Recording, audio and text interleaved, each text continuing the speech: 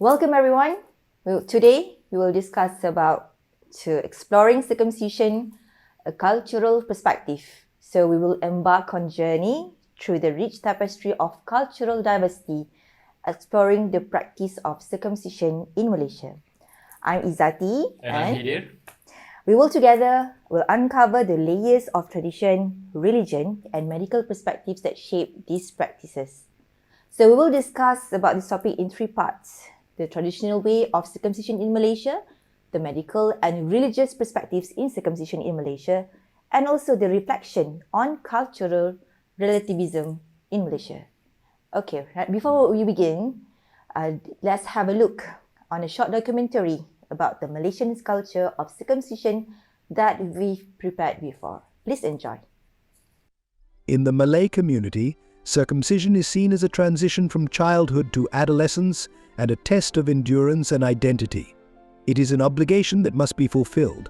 If not performed, a person's Islamic faith is considered incomplete. Usually before the circumcision ceremony takes place, the parents involved gather at the village head's house to discuss the upcoming event and assign tasks to ensure the smooth running of the ceremony. Many hands make light work in any matter. The spirit of cooperation and helping each other is always practiced in Malay village society. This strong system of task distribution ensures that all tasks are carried out well and guarantees the success of the event. A few people, as per their assigned tasks, will go to collect wood and bamboo to build the tent where the ceremony will be held. This tent is then decorated to ensure the comfort and festivity of the event. The day before the circumcision ceremony, a cow is usually slaughtered to be cooked together and served as a meal for all the villagers who help and attend the ceremony. Before this traditional ceremony begins, the village head gives an opening speech to calm the children who are about to be circumcised. Assalamualaikum warahmatullahi taala wabarakatuh. Alhamdulillah, pada pagi ini kita akan mengadakan lagi satu, iaitu tradisi yang telah lama ditinggalkan, iaitu pada ibu bapa semua, tolong jaga anak-anak baik-baik dan berilah ia panduan tentang berkhatan ini supaya dia tidak akan merasa takut. Yang mana susah-susah hati itu bagi ketenangan, jangan menangis. Dia tak potong habis, potong sikit dia. Sebelum tu saya akan serahkan kepada Tuan Penghulu untuk memberi kata-kata haluan. Dengan hormatnya silakan Tuan Penghulu. Okey. Assalamualaikum warahmatullahi wabarakatuh. Saya terlebih dahulu mengucapkan terima kasih pada semua penduduk dalam kampung ini di atas kerjasama yang telah diberikan daripada mula persiapan untuk mengadakan majlis perkataan yang akan diadakan pada hari ini. After motivational words and advice, the children are carried on the shoulders of their relatives and paraded to the river. To liven up the atmosphere, the traditional Malay musical instrument, the kompang, is played to accompany the children to the river.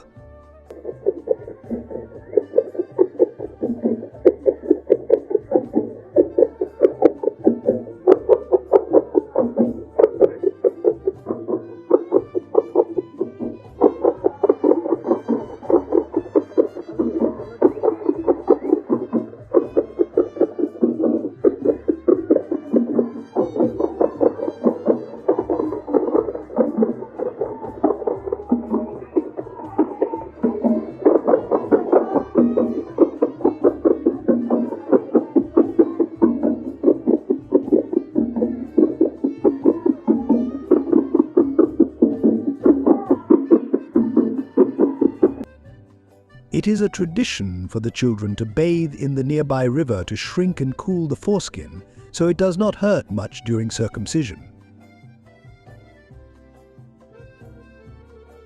Meanwhile, the other villagers help prepare the feast.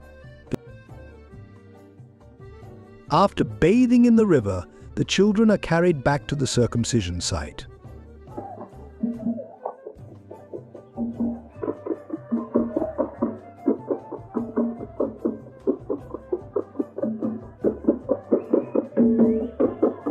Adik-adik semua, dengar baik-baik di sini.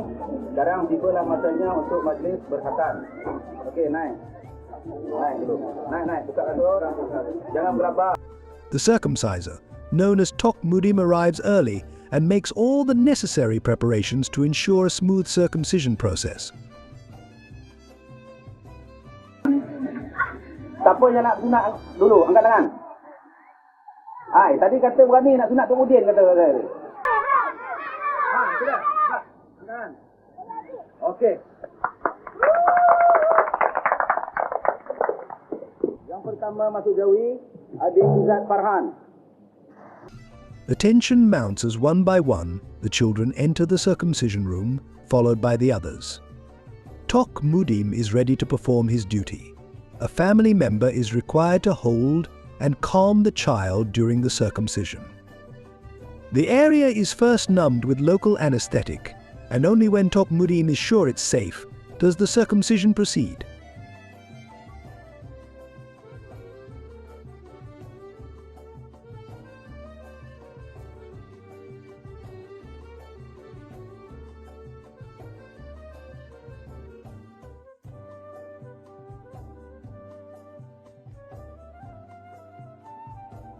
After it's done, the children are accompanied by their parents for moral support and to remind them they have successfully taken a step into adulthood.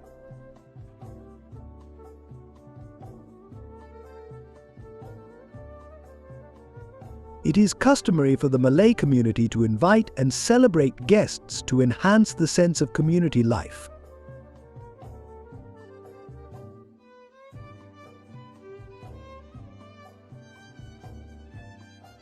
Usually the day after, the circumcised children will happily play outside.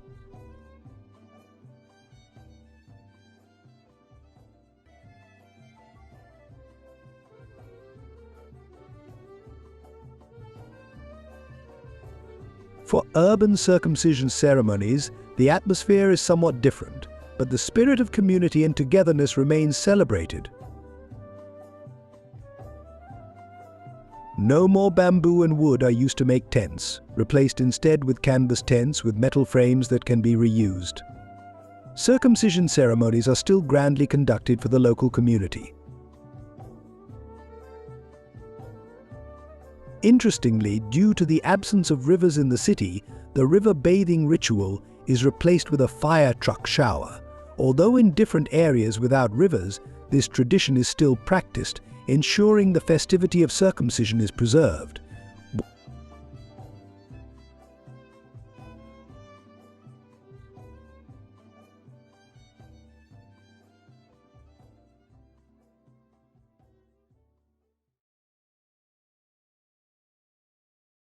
Malay community, circumcision or berkhatan is a crucial rite of passage from childhood to adolescence, which is marking a boy's journey towards adulthood. Yes, Izzati. As we can watch from the documentary, we can see the preparations involve the whole community, and then families gather at the village head's house to plan the event and assign tasks. It's a great example of we call it gotong royong in Malay. It's like a mutual assistance. And then another interesting part is where the children take bath either at the river in a traditional way for the circumcision or by using the fire truck for the shower to prepare them prior to the circumcision itself. So it is to reduce pain during the circumcision procedure. So the community supports the children celebrating their transition into adulthood. Yes. Yes, as for in urban areas, tradition adapt with modern canvas tents and fire trucks that stimulating river bathing. So the community spirits remain strong. And also, circumcision in Malay community is more than a medical procedure. It's a significant cultural event that fosters unity. And imagine a world where diversity is celebrated and understanding is a key. That's the essence of cultural relativism, the idea that we should understand people's beliefs and practices within the context of their own culture rather than judging them by our own standards. So in other words, it's about trying to understand why people do things differently around the world without thinking the one way is better than another.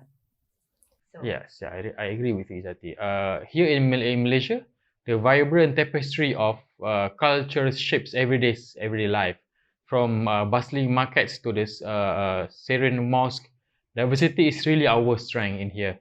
And circumcision holds significant cultural and religious importance in Malaysia, especially within the Muslim community.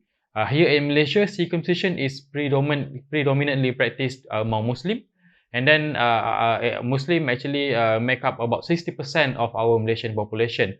And for Muslims, circumcision is known as a khitan. It's a religious obligation. It's a practice that signifies purification and adherence to Islamic teachings.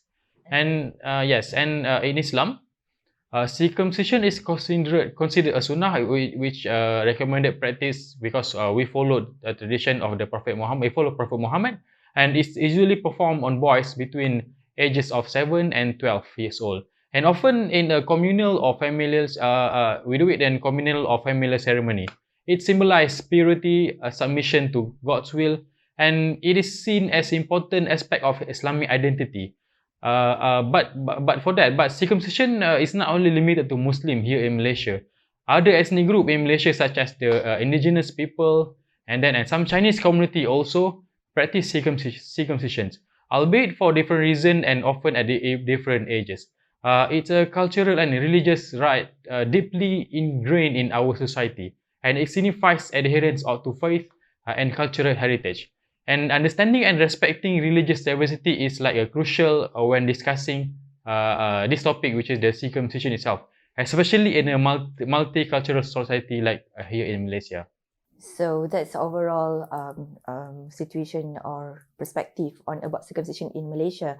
So how about the medical perspective on circumcision and what the benefits beyond this tradition? So there are many studies that suggested that circumcision can reduce the risk of certain infections such as urinary tract infections, especially in infancy, a lower risk of certain sexually transmitted infection, including HIV, and a disease risk of penile cancer.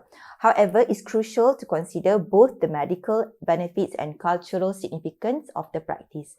And also, circumcision can prevent conditions like phimosis, where the foreskin cannot be fully retracted over the glands. Yes, while the benefits and significance of the circumcision, it's also important to consider the risk associated with the procedure itself. Actually, it's as with any surgical procedure, the circumcision carries some risks.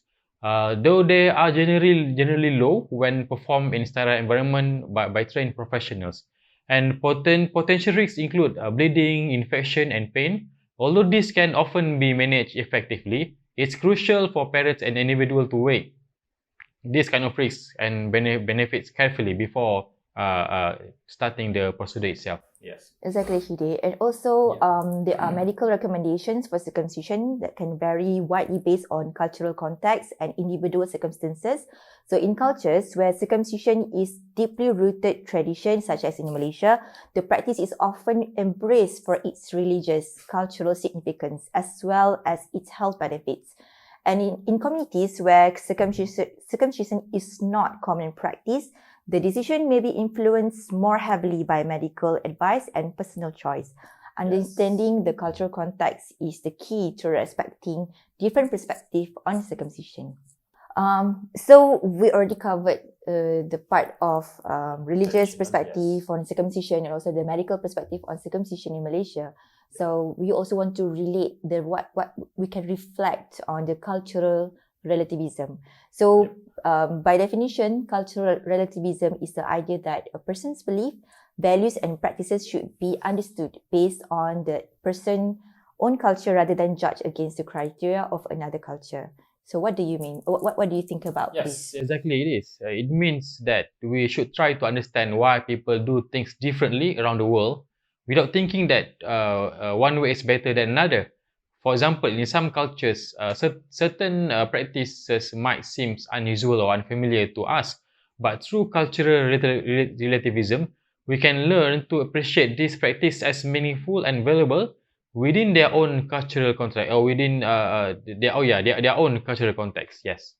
And also, I also believe that this concept is especially relevant when discussing practices like circumcision. So in Malaysia, circumcision is deeply embedded in cultural and religious traditions. So by applying the cultural relativism, we can better understand and respect these practices, and also help us to approach different cultural practices with empathy and open mind, promoting tolerance and respect for diverse ways of life.